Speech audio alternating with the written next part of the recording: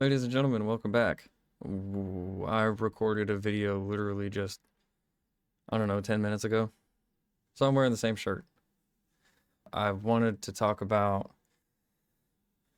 pushing through and hitting your goals while you're struggling, because I've been struggling with that myself a lot, and I'm trying to not allow myself to slow myself down anymore. So I want to talk about it because I think that's something that a lot of people struggle with. I think that's a big part of why New Year's resolutions fail. I think that's why dreams aren't fulfilled. I think that's why goals aren't hit, because there is a lot of struggling going on in the world, whether that be financially or emotionally or whatever the case is. For me, it's been a lot of emotional struggle for a while. But I decided before the new year started that I wasn't going to slow me down anymore. I'm not going to allow the struggle to win. I'm not going to let myself stop just for the simple fact that I'm feeling a certain way. You know what I mean? If if I'm going to stop and I'm not going to hit any goals and I'm going to stop working towards them, it's not going to be because I'm emotionally struggling. It's going to be because I'm physically unable at this point, because I am personally really fucking sick of getting into a depression episode, or I'm just anxious as fuck and everything sucks and everything hurts, and I just decide that's it. I'm not doing it anymore. I'm not allowing that from myself anymore. Um, and I wanted to talk about it today because I truly believe that if we collectively thought that way and did things that way, then it would make it a whole lot harder to come up with excuses for why you're not doing this or doing that. Um,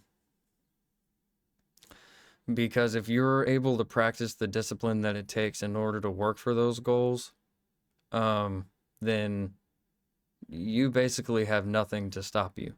You know what I mean? Everybody talks about I have no motivation, or I get a spout of motivation and I get all this done and then it fades away and then I don't want to do anything anymore. And that's not what you should be relying on. Motivation only takes you so far, and I've talked about that in a previous video. When it comes to struggling, even if you're feeling like it's a crippling struggle with depression, thoughts of eliminating yourself, it's thoughts of, am I good enough for this? You can't allow that to stop you.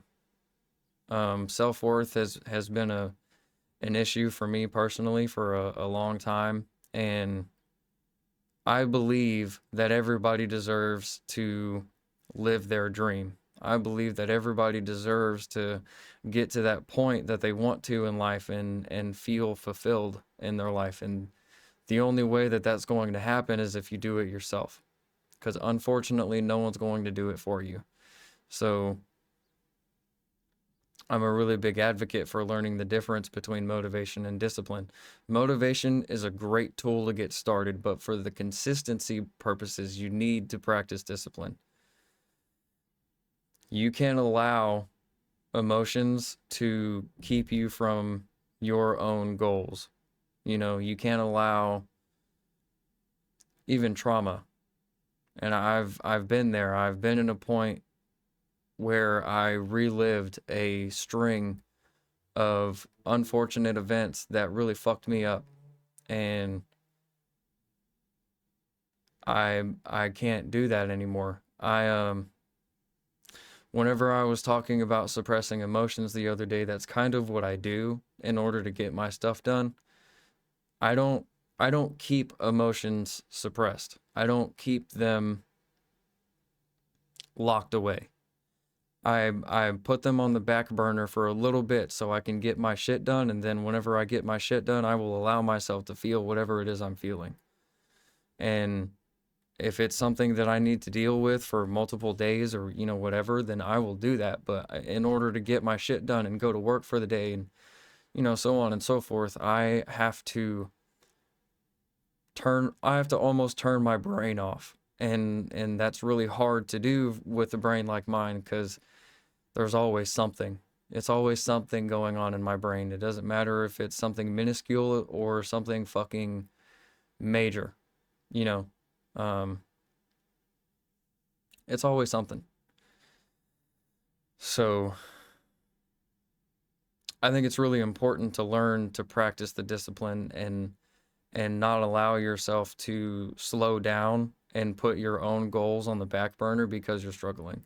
I totally understand struggling, especially if you're struggling hard and your brain is in a place where you're not able to move on from it even for a moment. I have been there a lot. I've been there a lot in my life, and it's hard to do. It takes a lot of practice and a lot of work. And some stuff you may never truly get out of your head if you're reliving a trauma, but there are things that you can do in order to at least deal with some of those emotions and at bare minimum move on with the day, because you have to make the choice to be happy and make the choice for it to be a good day regardless of whatever the situation is. You have to make the choice to keep going.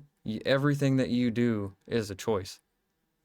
In the morning, you choose to get out of bed. In the morning, you choose to brush your teeth. You choose to shower that day. Like everything that you do is a choice. And that includes if it's going to be a good day. That includes if you're going to work towards being happy. Um, and I want to get to that point. I want to be the person who has seen and been in absolute misery and still somehow made it to that point of being genuinely happy. And while I don't currently know how I'm going to get there, I know I'm going to get there. I'm going to keep working at it, and things that I think of that I need to deal with or things that I know will make me a happier person or at least make my day-to-day easier, that's what I'm going to do. You know what I mean? Because I don't want to live my life in misery. I don't want to live my life struggling and pushing people away, because generally if I'm struggling really hard, that's what I do. I'm really bad at self-isolating. I try not to do it for certain relationships, I really try. It's difficult because that's all I've ever known to do is to retreat inward and deal with whatever it is I'm dealing with without involving anybody else. And I don't want to be that person anymore either. I don't want to make it somebody else's problem, but like, hey, this is what's going on. And if I could get a little extra love, then that's great. If I don't, then at least they know. You know what I mean? I'm trying to practice that and make it a habit, because I don't want to be, in my 40s or 50s wondering why I'm alone or why I didn't do this or why this goal was never hit. I don't want to be that person. I don't want to be thinking about retirement and in the same breath be thinking, "Oh, I didn't do this with my life. Oh, that sucks." You know what I mean? Because every day is an opportunity to do something. Truly it is. And I used to balk at people who would say shit like that, cuz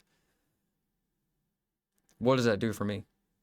But truly it does do good to think of it that way, because every day that you decide not to do something, whether that be working towards your goals or you're wanting to